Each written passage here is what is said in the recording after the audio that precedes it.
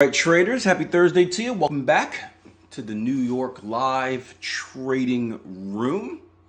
Welcome to you guys watching on YouTube as well and Trading View for the live stream. We live stream the first bit of analysis we do each and every day. We call it the trade of the day, and I appreciate you guys joining. Usually I have something picked out.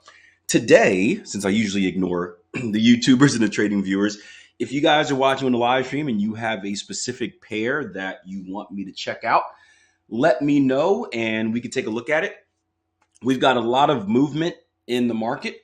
We have a lot of pairs working towards some very interesting levels.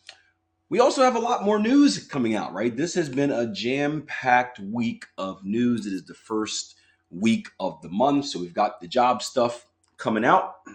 Friday, we had precursors on Wednesday. We had a FOMC rate hike yesterday, and we've got a Bank of England rate hike today. I'll go over and bring over the Forex Factory for you.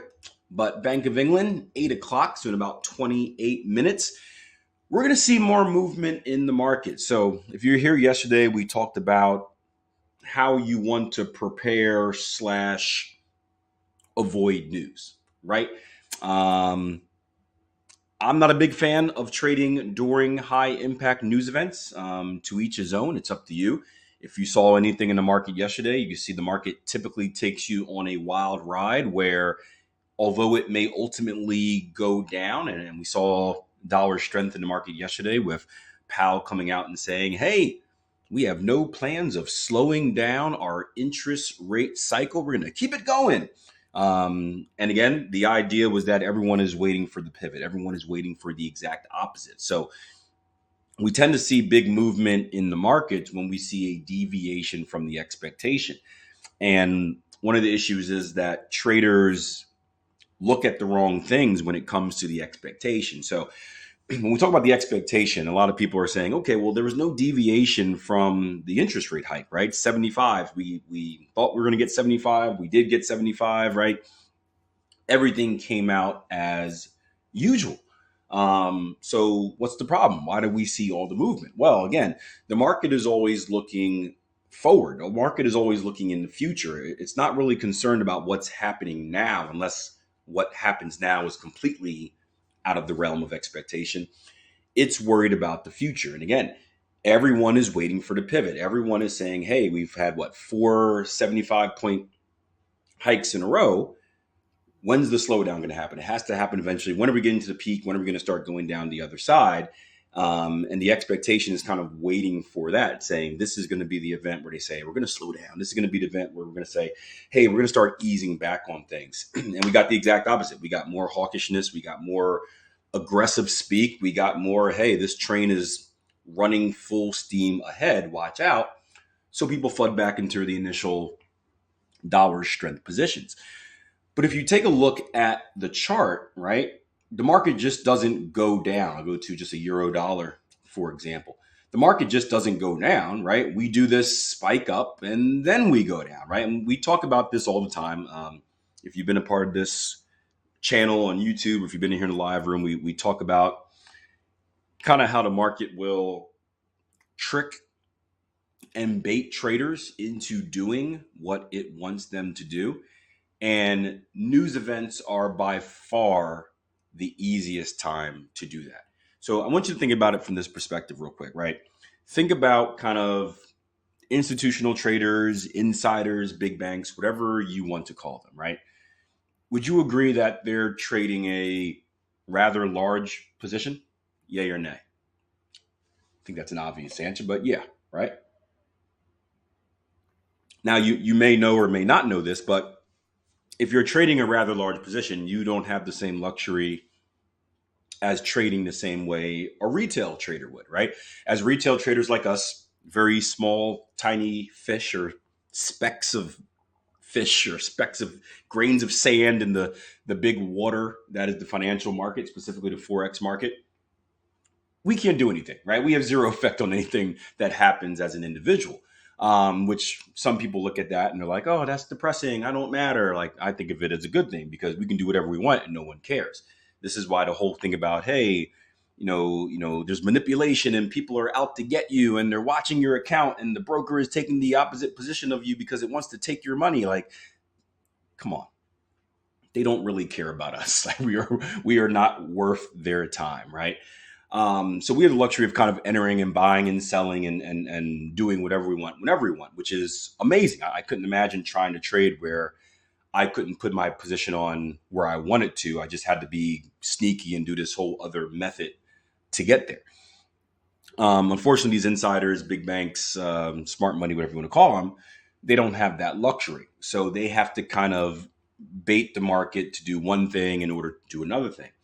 And I guess the easy part for them is that as humans, we're pretty predictable. We're pretty easy to bait. And a very easy time to bait is during a high impact news event, because guess who's paying attention during a high impact news event? Guess who's paying attention during a high impact news event? Pretty much everyone. Everyone's paying attention. It's the big fireworks show. Everyone out there that's looking for a quick buck is sitting by their charts. And if you're anything like me in my old trading days, you're telling yourself this, okay, I learned my lesson last time. I'm not going to put on a position before the news event comes, right? That was dumb. I got bit in the butt last time. But I'm going to sit at my chart, right? At 159, I'm going to have my finger on the trigger. And as soon as I see that market go in whatever direction it goes into, I'm going to hop on the train, right? Akil always says, right? Wait for the elephant, be the fly around the elephant's tail. And when that elephant starts moving, our job is to kind of hang on to the tail and go for a ride. So that's what I'm going to do. And if we know that that's what a lot of traders do, not saying professional traders or experienced traders, right? We know better, but your average trader out there, you're 90% of us fail. So you can assume that 90% of us are out there doing dumb stuff or looking for kind of shortcuts like that. So if I know they're doing that, you think the smartest people in the markets don't know you're doing that? So going back to the whole thing, right? If they want to sell, they've got to buy first. If you want to manipulate people into buying, what's the first thing you would do during a high impact news event? If you want to bait people into buying, what would you do? Well, you would push the market up some, would you not? You'd push the market up some. You'd create that initial move where it looks like, oh, here we go, here we go, here we go. You'd attract all that 90% that's trying to hop on the train for the quick little money grab. And then what would you do after that? You pulled the carpet out. You pulled the carpet out. You've created all those buyers. That's created all the liquidity that you need to sell. Guess what you also did? Not only did you sell, but because the market pushed higher, you sold at a cheaper price, so you got a better deal. And then as the market gets sucked back down, you see this big wick. All the previous buyers get scared. They panic. They feel pain because the market's going against them. And when you feel enough pain, you remove yourself from the situation. And how do you remove yourself from the situation if you're a buyer? Well, you close your position out and you sell. And that creates more selling pressure to push the market down. And then some of them probably revenge trade and they sell as well. And then that creates more selling pressure, right? And boom, the thing moves. Now, the thing is, can we predict that this is going to happen? No.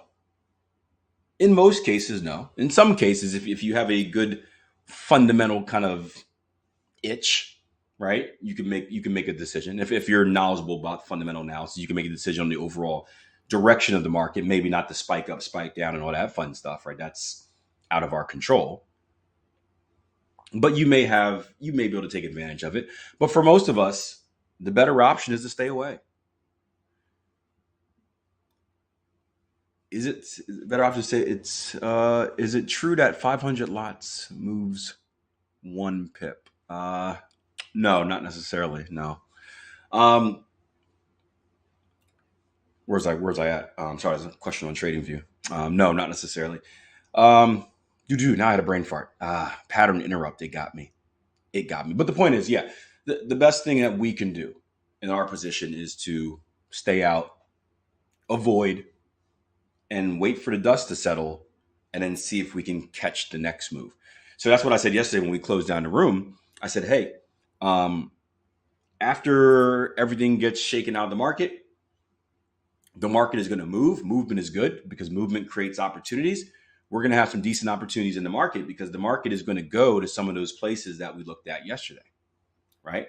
And then if you woke up and if you did any analysis this morning, you can see that there are a handful of, right, my entire main portfolio, you can see it on the right hand side of your screen, all 9 of my pairs that I personally trade are moving or at very interesting locations. So the day after, or depending on what time the news event is, the hours after could be a very good time for traders for you to kind of hop on that second wave. The market does its move. It gives a little bit of a pause to evaluate, right? Make some profit. You can see it right here, right? Where did profit taking occur? Look left, previous structure, and then continued back down to the next structure level. And you can take advantage of those type of moves. Now, the issue of today is, right, we're surrounded by news events, right? We had the Fed yesterday. We've got Bank of England today. So we're in a very similar situation where we could potentially see another massive move in about 18 minutes. And what's interesting is that the theme of this year has been kind of this monetary policy race where everyone is hiking, but everyone's kind of waiting to see what the first person does so they can justify what they do. Where it's like, okay, if Canada does this, that means we can get away with doing that because we could just be like, oh, Canada did it, so it's okay. And what's interesting about the Bank of England is I don't think they want to be as aggressive as we are here in the US. But because we were so aggressive once again, they may feel pressure to be more aggressive to kind of stay in the mix. So I don't think that necessarily means we're going to see a bigger than average hike today. But it'd be interesting to see if I bring Forex Factory back up. It'll be interesting to see in the press conference afterwards if they are a lot more hawkish than they initially intended, even if they don't want to be, just to kind of put it out there in the public. So again, I don't think the rate hike is going to be any different.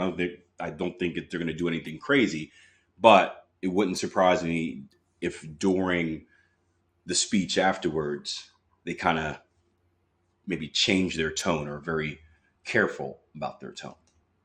So another waiting game, but we'll take a look at some pairs right now. Again, I would be cautious. I wouldn't touch anything until after the BOE. But we'll start here on the euro dollar. No one typed in anything on YouTube, so we'll just start here because we're here anyway. We are at a previous level of structure support, a pretty decent level as well. Look left, structure leaves clues. You're going to see this nice little box, or this, not I'm about to draw a box, this nice little wick down here, a previous rejection zone. Look left, structure leaves clues, another previous rejection zone. You can see prices putting in a second leg, right? We had our first move down, a little bit of a profit taking and retracement, and putting another leg down here. Just like our previous level of structure above, this would be a nice level to look for a buying opportunity. Now, something you have to, Cody says, full margin, let's go. Something you have to be aware of is what type of trader you are. And I don't think many traders think about this either. I think a lot of traders just say, hey, I'm a buyer, I'm a seller. Where the more important question is, are you a continuation trader or are you a counter trend trader? Because different situations, right, call for different types of traders. So who can tell me the difference between a continuation trader and a counter trend trader? If you had to put it in very simple terms, what would be the difference between a continuation trader and a counter trend trader? Maybe in the terms of like what they're looking to get out of a trade. What would you say?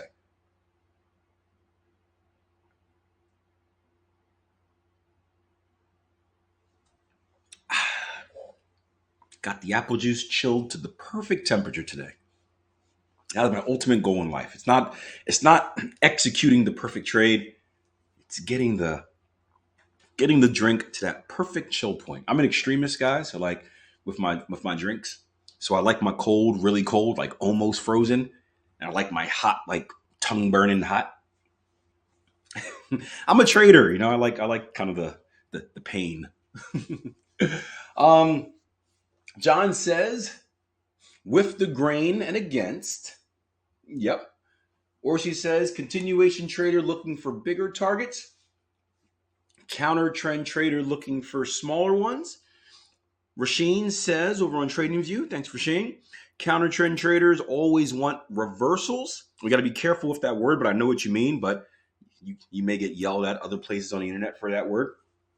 Continuation traders tend to look for continue in the same direction. Yep. And I say we got to be careful with the word reversal.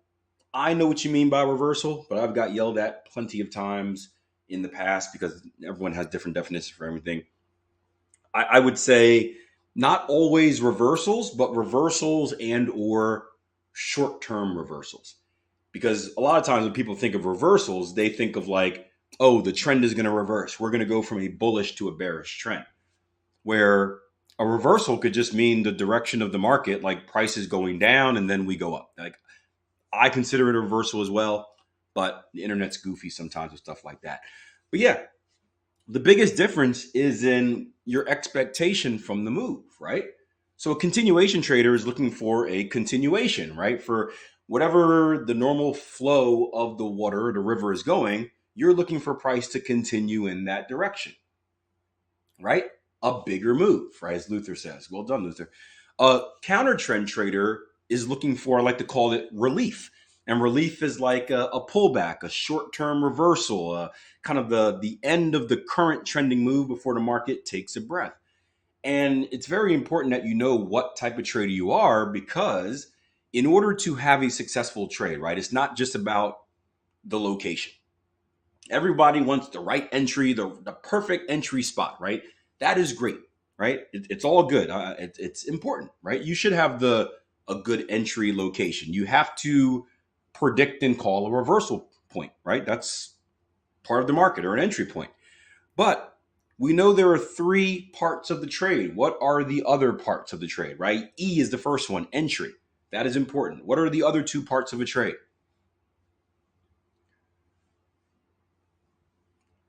Stops and targets, EST, right? Entries, stops, and targets. So if you have a great entry, but you have a poor stop, does it do you any good?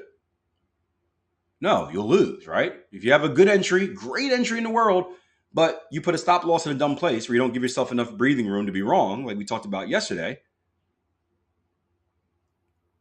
there's no point, right? Because you'll be stopped out. If you have a good entry and a good stop, but you have a poor target prediction, maybe the market goes in your intended direction, but it never gets to your ultimate target, right? Well, you may feel good inside, but do you actually make any money? Like, no. So you got to know what you're getting out of it, because you'll see people who look at this stuff like right here, and you'll be like, oh, this is a good location, and they'll have the perfect entry. They'll get involved right here. They'll put a great stop loss right here, and then they'll look for targets at the very high because someone on the internet told them that if they don't have a 5-to-1 on every single trade, then they're not trading the right way. And the market comes down here and it does this and it double bottoms and it proves they're right and it rallies all the way up here and then crashes down. And they make zilch out of the trade. And they've wasted a very good call. And then they blame the strategy doesn't work, all that stuff. But in reality, this is the move that should have been made, right? This is the move. This is a very good move.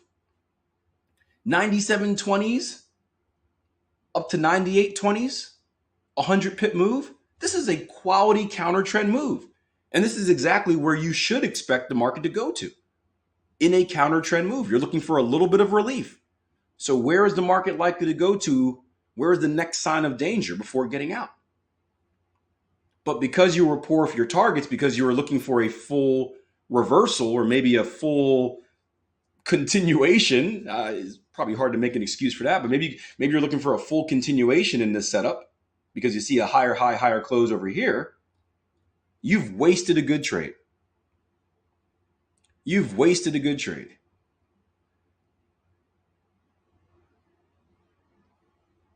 And you can't do that. So it's important that you understand what type of move you're expecting. That way you can set up the proper expectations in your targets. And that all goes back, right? This was on my mind because I put out a video this morning on my YouTube Shorts channel. By the way, if you're watching on YouTube, give this video a like. If you're not subscribed to the YouTube channel, please subscribe. Also, subscribe to the YouTube Shorts channel. Nice little quick 1 minute or less trading quick tips. Upload it on a regular basis.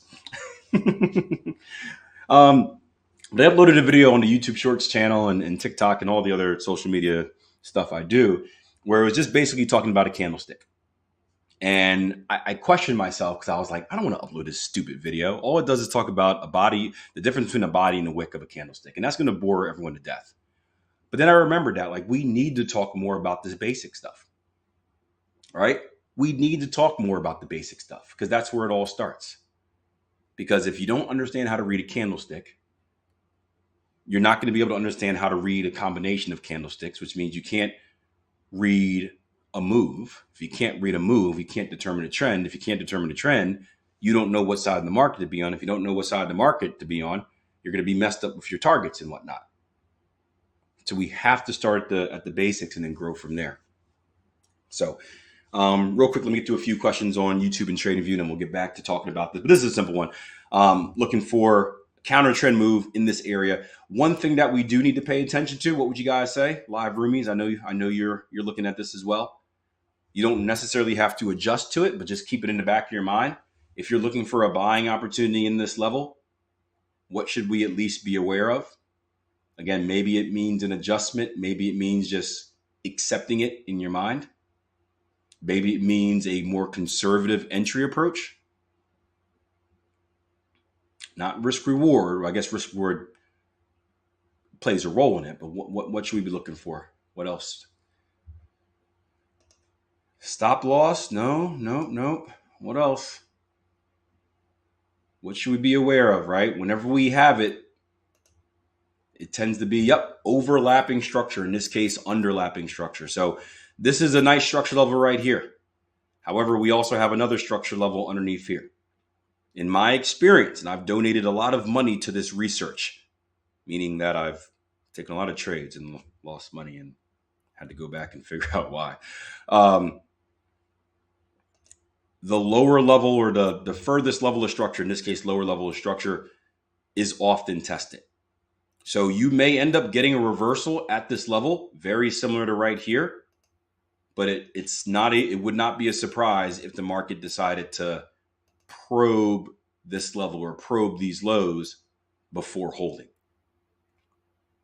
So in situations like this, you have a few kind of options. One, you can try to get your stop loss below that level. Probably not going to work in this scenario because you won't have a one-to-one.